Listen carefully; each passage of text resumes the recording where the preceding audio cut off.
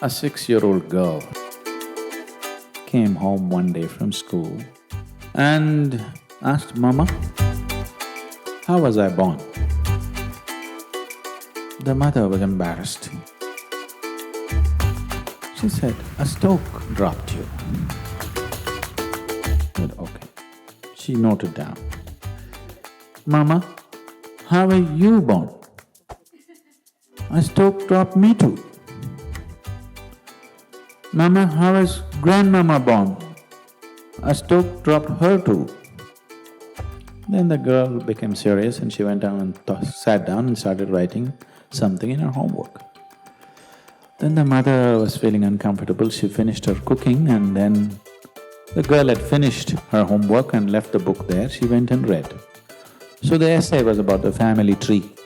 So the girl had written, "For 3 generations in my family, nobody had a natural birth."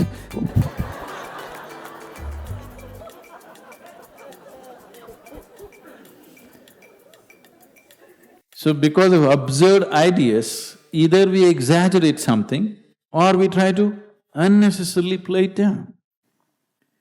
It has a certain role in your life. If you make it too big, you will become perverted in your head. If you try to obliterate it, you will become even more perverted in your mind. So there are many reasons why one indulges in sex. For some, it is just pleasure. For some, it is a way of building this bond and companionship. Otherwise, people feel they're going away from each other. They may be just fine, but a lot of people, it is psyched in their mind that if they're not sexually involved, they're actually moving away. Not true. You can be very close to somebody and need not be involved in any physical manner, isn't it? But societies are psyching, especially in this part of the world, people are hugely psyched. If there is no sexuality, you don't really have a relationship. In fact, the word relationship, it took me some time to understand, that here, if you say a relationship, you're supposed to understand it's sex-based relationship. Nothing else is a relationship. If I can have a very strong relationship with you and not be concerned about your body, isn't it? Yes? I may not be drawn to your body in any way, but I can have a very powerful relationship with you. But all those possibilities are completely discounted. A relationship means you must be in some way physically involved, man, woman, or man, woman, woman, whatever you like. Essentially, it's body-based. What kind of body is individual choices, but essentially it is body-based. This has happened because somewhere our identification in the body has gone beyond normal levels of identity. It is excessive identification with the body. That is why body-based relationships have become the crux of the society. Essentially, most of the sexuality that's happening on the planet is happening because of a certain compulsiveness, isn't it? It's a compulsive drive. After all, now I'm speaking, this is a kind of energy. You're looking at me, this is a kind of energy. You're listening to me, this is a kind of energy. These are different expressions of the same life energy, isn't it? Now, sexuality is also another expression of the same energy. Now, one has to decide how much of his energy, in which direction he wants to send it. Because after all, you are a limited amount of energy, isn't it? See, it's just like you have an income, let's say you have $5,000 a month.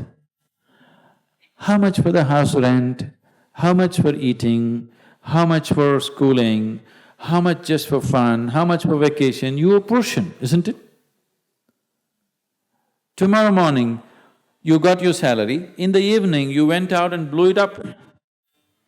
Now the next month is going to be trouble, isn't it? Of course you have a credit card, but everything in your life, if you're handling your life sensibly, everything in your life is apportioned according to your understanding, your need and your capability, isn't it so? Yes? Your money, time, energy, isn't everything allotted the way you like to arrange it? This is also the same thing. How much of it? First of all, do you need it? Or are you doing it because of socially you're psyched? If there is a need, if I ask you to stop it, you will become perverted because it'll all happen in your head. If somebody is telling you, you have to do it, if you don't do it, you're not normal, another kind of perversion will come. Both are not needed. It is just that if there is such a drive, it is there, but you understand the limitation of it. After all, you are not going after a man or woman. We already looked at this. You are going after a certain level of pleasantness. So once you experience a certain level of pleasantness, wouldn't you like to dig deeper into this? Because whatever pleasantness happened, maybe you used the other person, but the pleasantness happened within you, right? So suppose anyway the pleasantness is happening within you, the other person is just a key to open this, wouldn't you like to have the key in your own hands? Yes? That if you sit like this, you are on full scale. You don't need anybody, because to extract pleasure out of somebody, you have to play any number of tricks. It doesn't happen simply. This is called as courting.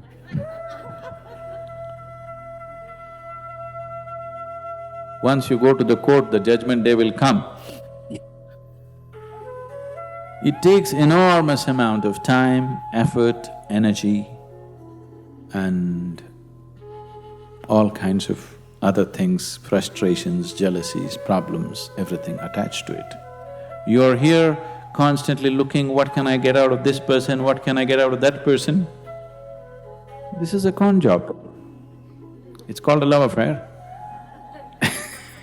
But it's a con job.